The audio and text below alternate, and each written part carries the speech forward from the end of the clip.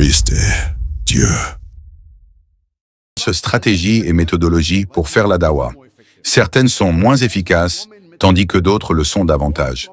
La méthode ou la stratégie la plus courante utilisée par le musulman ordinaire lorsqu'il fait la dawa auprès des non-musulmans, c'est que lorsqu'il rencontre un non-musulman, il lui parle de 100 choses positives à propos de l'islam. Même si ce non-musulman est d'accord avec ces 100 points positifs concernant l'islam, dans un coin de son esprit, il pensera tout de même « Ah, tu es ce même musulman qui est un terroriste. Ah, tu es ce même musulman fondamentaliste. Ah, tu es ce même musulman extrémiste. Ah, vous êtes ceux qui propagent votre religion par l'épée. Ah, vous êtes ceux qui épousent plusieurs femmes. Vous êtes ceux qui soumettent les femmes en les gardant derrière le voile. » Ces quelques points négatifs sur l'islam, ou ces idées fausses ou accusations à l'encontre de l'islam, empêchent le non-musulman d'accepter la beauté de l'islam. Alors que fais-je chaque fois que je rencontre un non-musulman? Je lui demande directement, qu'est-ce que tu trouves de problématique dans l'islam avec tes connaissances limitées, que ce soit vrai ou faux? Qu'est-ce que tu trouves de mal dans l'islam? Et je le mets à l'aise. Tu peux critiquer l'islam, tu peux attaquer l'islam. Je suis jeune, je peux encaisser. Ne te fie pas à ma barbe blanche, je peux encaisser. Je le mets donc à l'aise, il peut critiquer l'islam, il peut l'attaquer, et une fois qu'il se sent à l'aise, il me pose environ 3 ou 4 questions sur l'islam.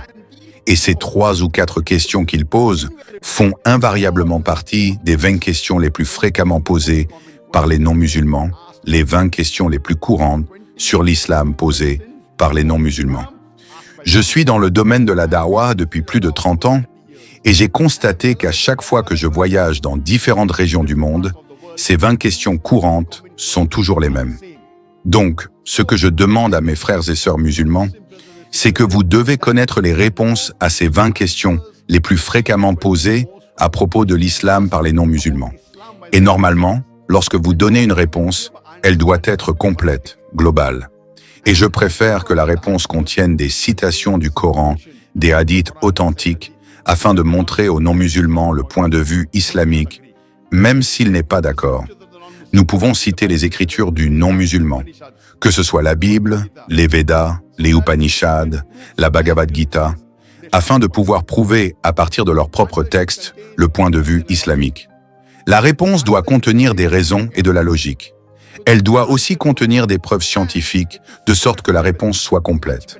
Et il est préférable, bien mieux, de mémoriser les réponses aux 20 questions les plus courantes sur l'islam posées par les non-musulmans, que de mémoriser 200 questions peu fréquentes. Et si vous mémorisez cela, si vous mémorisez les réponses à ces 20 questions les plus courantes sur l'islam posées par des non-musulmans, même si vous ne parvenez pas à les convertir, au moins, vous pouvez enlever l'animosité qu'ils peuvent avoir dans l'esprit vis-à-vis de l'islam. Vous pouvez dissiper les malentendus sur l'islam qu'ils ont en tête. J'ai écrit un livre sur ce sujet. Il est disponible sur Internet. Si vous tapez sur Google drzaki9.com ou zaki9.com, vous pouvez accéder au site web. Il existe de nombreux livres disponibles, y compris celui-ci qui porte le titre « Réponse aux 20 questions les plus courantes posées par les non-musulmans ». Comment ces 20 questions courantes surgissent-elles dans l'esprit des non-musulmans? Cela dépend de la manière dont les médias présentent l'islam. Ces 20 questions courantes changent constamment. Aujourd'hui, nous constatons que dans les médias internationaux, que ce soit les journaux internationaux, les magazines internationaux, les stations de radio internationales, les chaînes satellites internationales ou encore les réseaux sociaux, il y a une propagande virulente contre l'islam. Nous voyons que les médias internationaux bombardent l'opinion publique de fausses idées sur l'islam. Et selon la manière dont les médias présentent l'islam, ces 20 questions les plus courantes continuent d'évoluer. Donc, il va te donner la parole. Donc, voilà, Gédéon, si tu peux lui donner la parole. Mettez-vous, s'il vous plaît. Donc, ce qu'on veut savoir, quelle est la position de l'islam, du Coran, des sources islamiques sur les apostats? Ouais, dans l'islam, quelqu'un qui est apostasie, il est tué dans un pays musulman. Et sa condamnation, c'est pas n'importe qui C'est pas n'importe qui l'a dit. C'est le gouverneur. C'est le gouverneur qui décide s'il doit être tué ou pas. C'est une loi d'Allah ou bien ça vient d'où cette loi? C'est une loi, ouais. C'est une loi d'Allah, ouais. Désolé, mais est-ce que si votre mère, désolé pour cette question, mon frère, est-ce que si votre mère ou bien votre fille abandonne l'islam, qu'allez-vous faire? Alors, comme je viens de le dire juste avant, c'est pas toi qui décide, c'est le gouverneur qui décide si elle doit être tuée ou pas. D'accord? Oui. Maintenant, Mais- si c'est ma mère, penses-tu bien que j'irai la dénoncer? J'irai jamais la dénoncer. Ça, c'est dans un pays musulman. Tu tues pas. Déjà, tu respectes les. Dans la religion, tu dois respecter les lois dans lesquelles tu vis. C'est-à-dire, si tu es chez un gouverneur qui est chrétien, tu vas pas appliquer ta loi de l'islam chez un chrétien, chez un roi chrétien. Mais Tu comprends? est-ce qu'un musulman lambda, c'est-à-dire par exemple moi, j'apprends que y a un musulman qui a quitté sa religion dans un quartier comme ça, et dans le Coran, je vois des versets qui me disent de tuer les apostats. Est-ce que Non, le c'est pas musulman toi peut qui se le lever, dis. aller le tuer? Je viens de te le dire. Dans l'islam, il y a des juges, il y a un gouverneur. C'est eux qui décident. C'est pas toi. C'est pas toi. Dans ce cas-là, tout le monde va se tuer et ils vont prendre comme excuse. Ah ouais, mais c'était un apostat. Donc, maintenant, Non. si toi, Ben, ta mère, si toi, ta mère quitte l'islam et que le gouverneur décide qu'on tue ta mère, est-ce que tu vas accepter ça?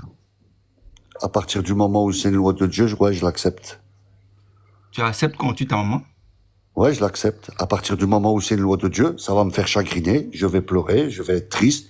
C'est ma mère, c'est un proche. Comme Noé, quand il a perdu son enfant, quand Dieu lui dit, quand Noé il dit à son fils, monte dans le bateau, son enfant lui a dit quoi? Il lui a dit, non, je vais me réfugier en haut de la montagne, l'eau ne va pas m'atteindre. Mais malheureusement, l'eau... Akimura, j'ai pas les bien frères, compris, j'ai pas bien compris cette partie. Je demande les si, frères, si, attends, aujourd'hui, ouais. attends, je demande, je dis Akimura, je dis, si toi, ta mère quitte l'islam et que sous les ordres de Allah, le gouverneur demande qu'on tue ta mère, est-ce que tu vas accepter? Et je te le redis, et si tu me reposes la question, je te répondrai encore la même chose. Oui, je l'accepte. Qu'on la Même, tue? même si je serais très, très, très chagriné, parce que c'est ta mère, c'est quelque chose qu'il y a de plus précieux sur la terre, mais Dieu, il passe au-dessus de tout. Et Ah bon? je l'accepterai parce que c'est la loi de Dieu, mais je serai triste.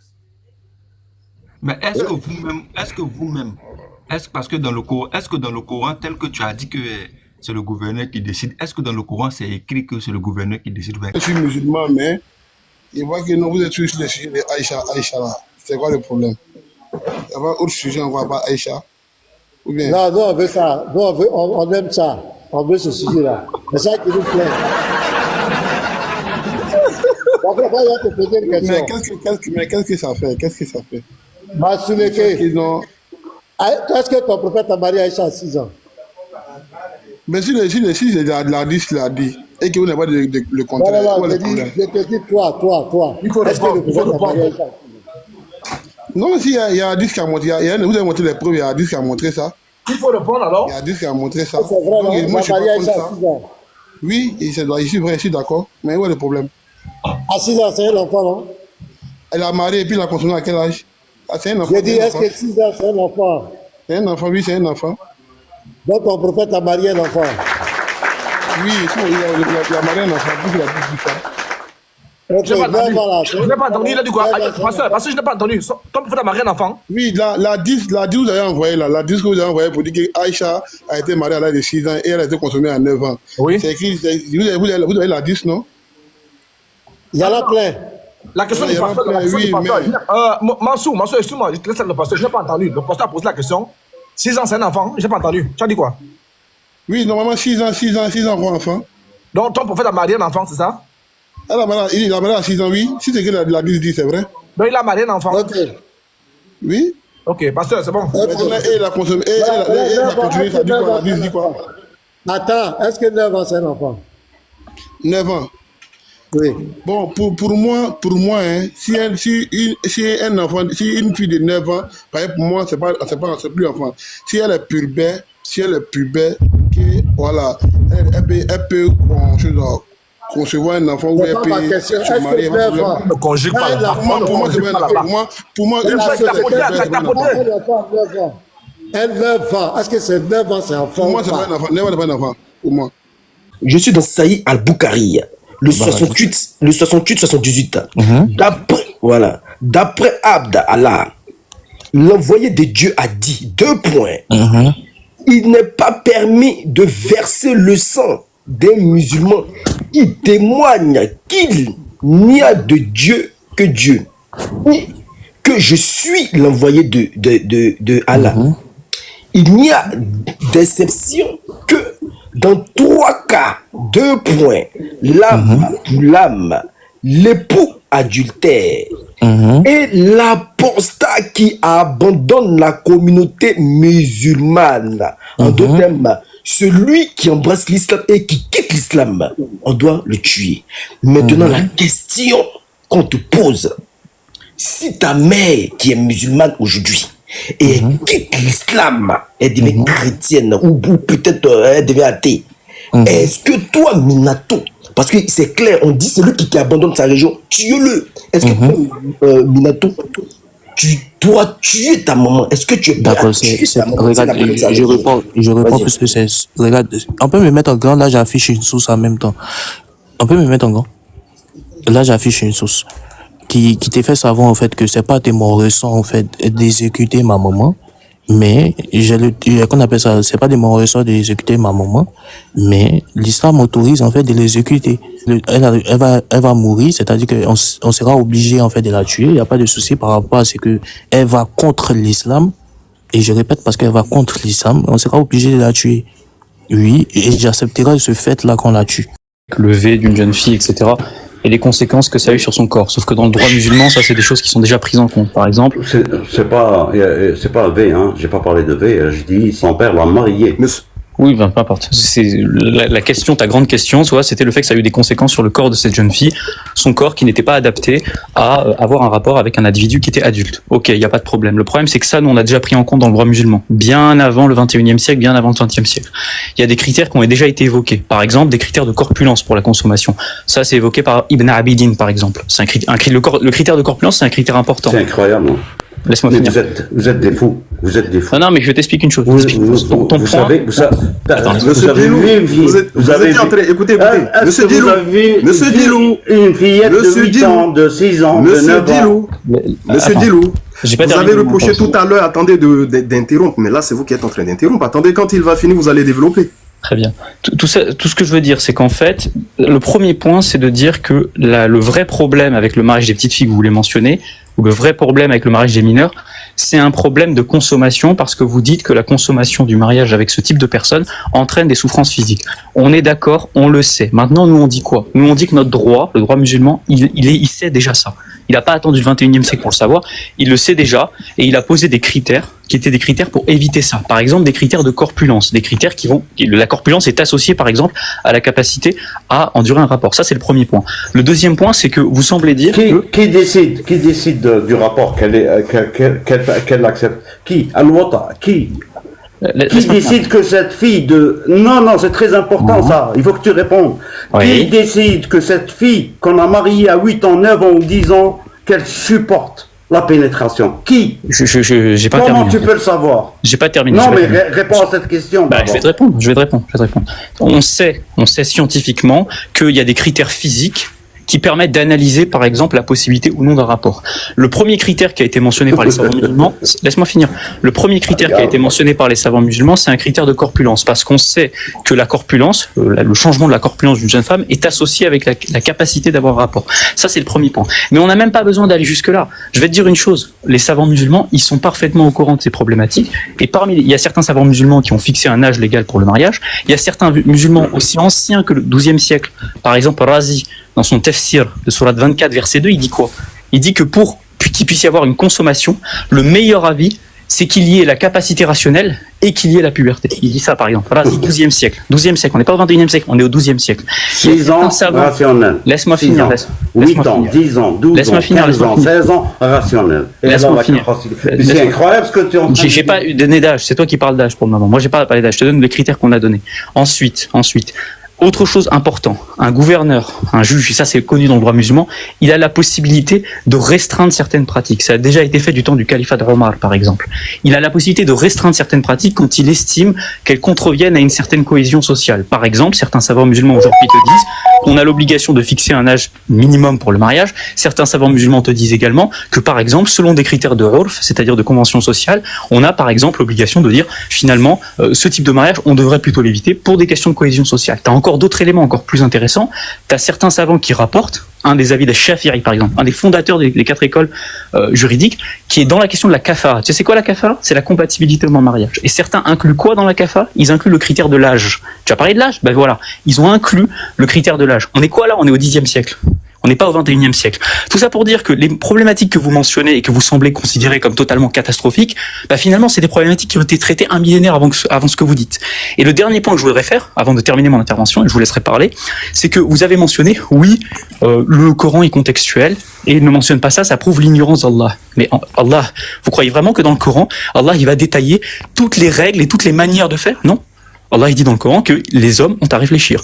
Et ça veut dire quoi? C'est un appel aux gens, aux musulmans, aux savants musulmans, à réfléchir sur les textes pour pouvoir établir un système juridique, un système sociétal qui soit cohérent avec les textes du Coran. C'est pas parce que Allah ne mentionne pas une chose que Allah ne sait pas cette chose. Ça, c'est ce qu'on appelle un sophisme d'ignorance et c'est ce que vous avez fait. Vous dites que l'absence de preuve, l'absence du fait qu'Allah mentionne, c'est la preuve qu'Allah ne sait pas. Ça, c'est un sophisme, c'est une erreur de logique. Voilà, j'ai terminé mon intervention. Barakallahu fikum. Ok.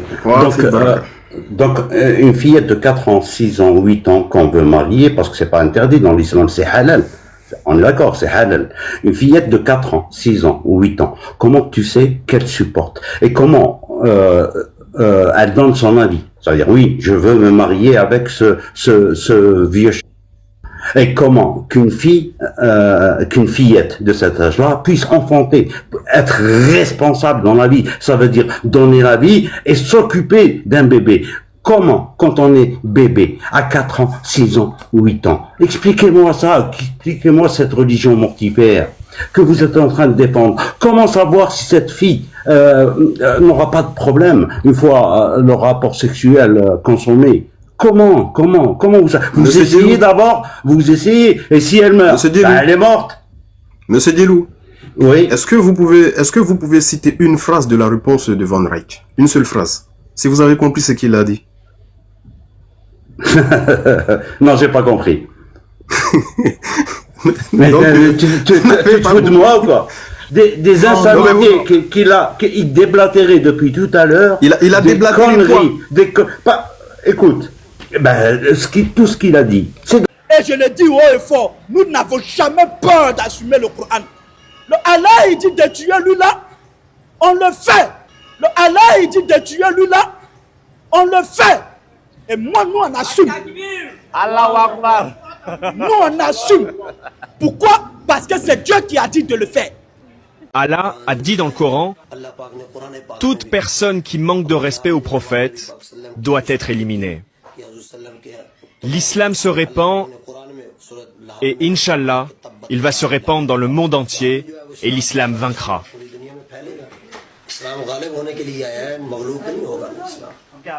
Vous dites que l'islam vaincra, mais que se passera-t-il alors avec les chrétiens? Je dois les convertir. Je ne l'ai pas fait encore, c'est de ma faute. C'est ma responsabilité de le faire ici. Je vais les convertir. J'ai dit si tu incites. Oui, j'ai dit si tu incites Dieu. J'ai dit si tu incites Dieu et mon prophète, si tu incites Dieu et mon prophète, si je te trouve, je recule jamais. Si tu incites Dieu et puis tu incites mon prophète, et puis tu incites mon prophète face à face, toi face à face avec moi, au nom de Dieu, je vais enlever ta tête là. Je vais enlever ta tête. Ses lèvres, comme toi, fait un plateau. Inciter Dieu, inciter le prophète Mohammed sallallahu alayhi wa sallam. C'est pas lui, hein, sa famille, on va les détruire en même temps. Non, l'aîné, il faut lui laisser. Parler de justice. TikTok, c'est une réseau social que les Occidentaux, ils ont fait pour nous faciliter les racontes, les bavardages.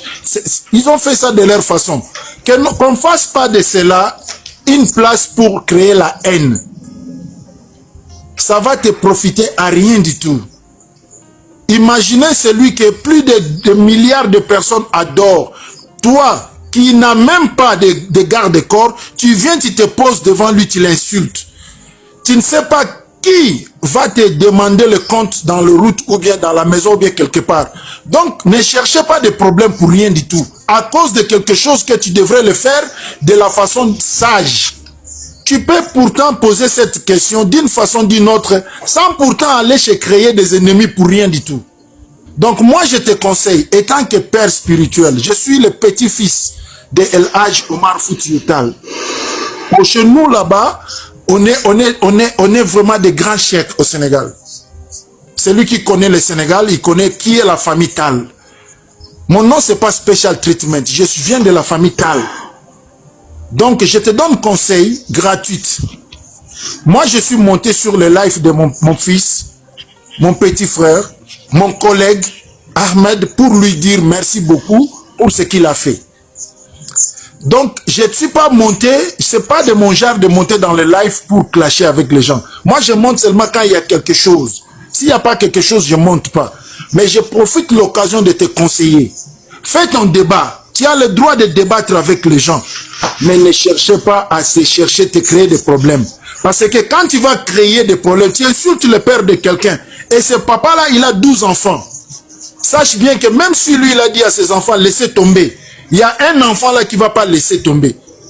Moi, je te dis, quand j'étais encore jeune, un jour, j'étais en Angola.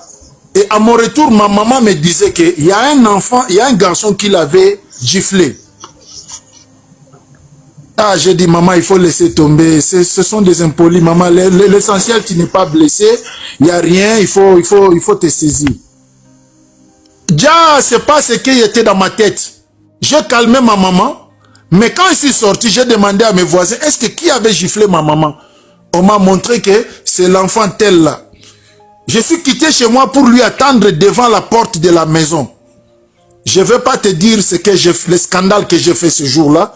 Lui, il est réveillé à l'hôpital. Moi, je me suis retrouvé à la police. Et jusqu'aujourd'hui, je ne pense pas qu'il n'est pas encore dans les états normaux. Bien vrai, moi, j'étais coffré.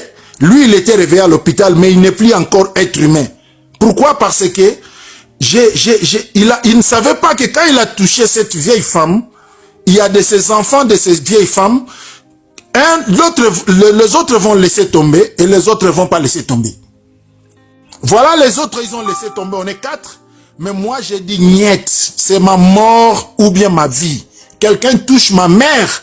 Non, je dois lui faire envoyer dans l'au-delà. Donc, je te donne conseil de ce que je vis comme expérience de vie. C'est à toi de le prendre ou pas. Tu as le droit de débattre avec ton frère Ahmed. Tu as le droit d'amener n'importe quoi ici. Mais tu n'as pas le droit de faire sortir certaines paroles qui vont blesser toute la communauté. À ce moment-là, sache bien que tu n'es plus devant Ahmed, mais tu as un problème avec tout un chacun qui se dit musulman. Non, Imam, laisse, il va répondre même. Laisse, Imam, laisse-moi lui, pardon, laisse-moi lui. Non, vraiment.